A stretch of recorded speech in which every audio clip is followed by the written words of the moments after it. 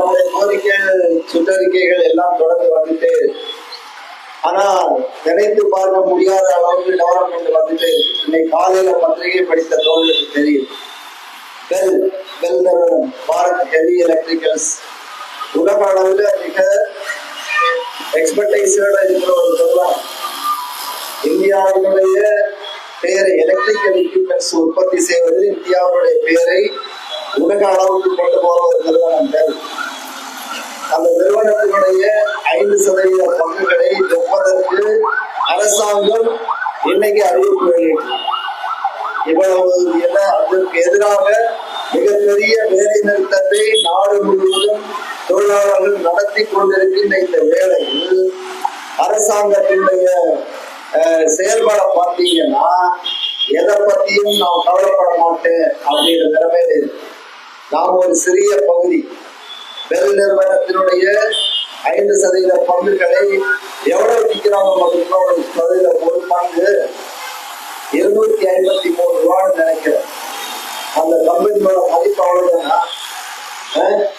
அந்த பங்கை 4000 கோடி ரூபாய்க்காக விற்கிறாங்க அரசாங்கம். இந்திய அரசாங்கம் நினைத்தால் 4000 கோடி ரூபாயை மொபிலைஸ் பண்றது கஷ்டமா என்ன? ஆனா 4000 கோடி ரூபாய்க்காக பெல் நிறுவனத்தினுடைய 5% பங்குகளை அரசாங்கம் விற்பது என்று இன்றைக்கு அறிவிப்பு வெளியிடுகிறார்கள்.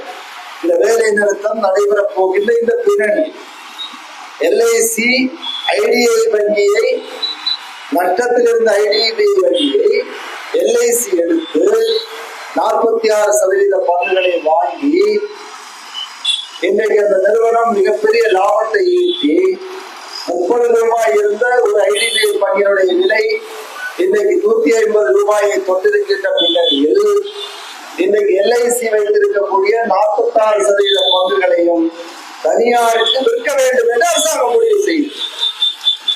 நாம LIC IDB வங்கியோட ஒரு MOU போட்டு பாலிசி எல்லாம் வேற வித்துட்டு இருக்காங்க. எனவே எவ்வளவு பெரிய பொதுத்துறை விரோத போக்கை இந்த அரசாங்கம் கொண்டிருக்கிறது என்பதற்கு எடுத்துக்காட்டு.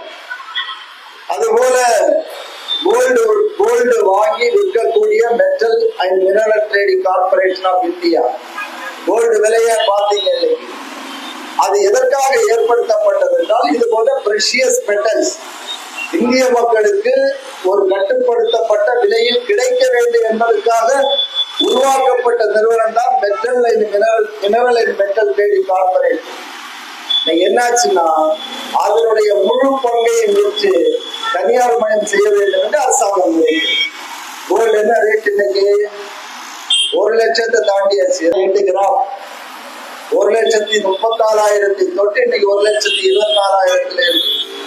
அப்ப எல்லா வித பொருள்களுக்குமான கட்டுப்பாடை நீக்கினால் அது என்ன செய்யும் என்பதற்கு எடுத்துக்காட்டுதான் கோல்ட் அண்ட் சில்வர். அது போலதான் இன்றைக்கு அமெரிக்காவோடு ஒப்பந்தம் செய்ததற்காக பிரதமர் மோடிக்கு ஒரு விழா எடுத்தாங்க. என்ன தெரியுமா ஒப்பந்தம்? $500 பில்லியன் பொருட்களை அடுத்த சில ஆண்டுகளில் இம்போர்ட் பண்ணுவாங்க. ஆண்டுதோறும் அமெரிக்காவோடு நடக்கக்கூடிய வர்த்தகம் எவ்வளவுன்னா $31 பில்லியன் தான்.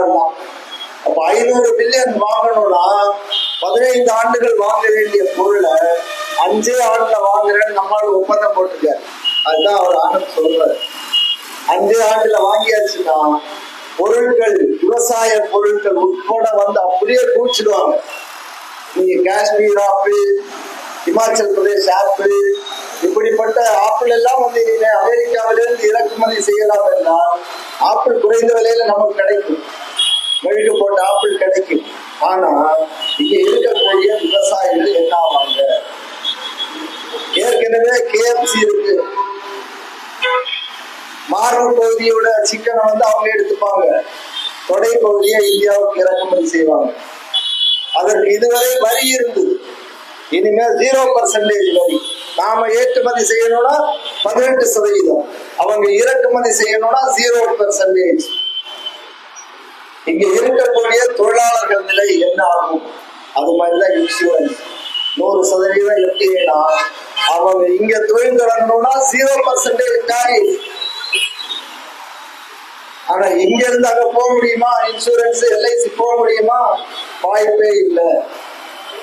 எனவேதான் இந்த கொள்கைகள் முழுவதுமாக உழைப்பாளி மக்களுக்கு எதிரான. எனவேதான் சங்கம் சேரக்கூடிய உரிமையை எடுக்க வேண்டும் என்பதற்காக இந்த குழு, 4 தொழிலாளர் குழு. இதை நாம புரிஞ்சு கொள்ளல அப்படின்னா நம்முடைய வாழ்க்கை உட்பட இன்றைக்கு பாதுகாப்பாக நாம் இருக்கிறோம் என்று நினைக்கக்கூடிய நம்முடைய வாழ்க்கை உட்பட மிகப்பெரிய கேள்விக்குரியா.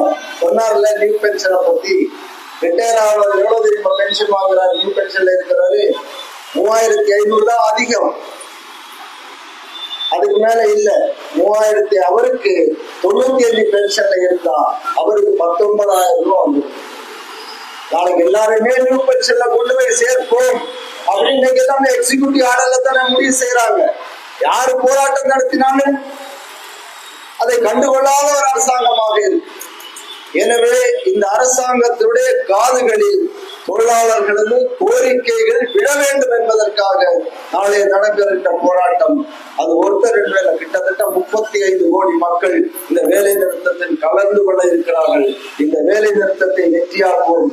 நாளைய தினம் இங்கே நடைபெறக்கூடிய ஆர்ப்பாட்டத்திலும் அத்துணை தோழர்களும் கலந்து கொள்ள வேண்டும் என்கின்ற கோரிக்கையை வைத்து நிச்சயமாக நம்ம ரிக்ரூட்மெண்ட்டை கொண்டு வருவோம். அந்த போராட்டம் ரிக்ரூட்மெண்டை இந்த நிறுவனத்தில் கொண்டு வந்து சேர்க்கும் என்பதை மட்டும் நாம் புரிந்து கொள்ள வேண்டும் என்று கூறிக்கொண்டு இந்த ஆர்ப்பாட்ட கூட்டத்தில் கலந்து கொண்ட அனைவருக்கும் நன்றி கூறி முடித்துக் கொள்கிறேன். நன்றி, வணக்கம் தோழர்களே. தொழிற்சங்க ஒற்றுமை வெல்லட்டும் வெல்லட்டும் வெல்லட்டும்.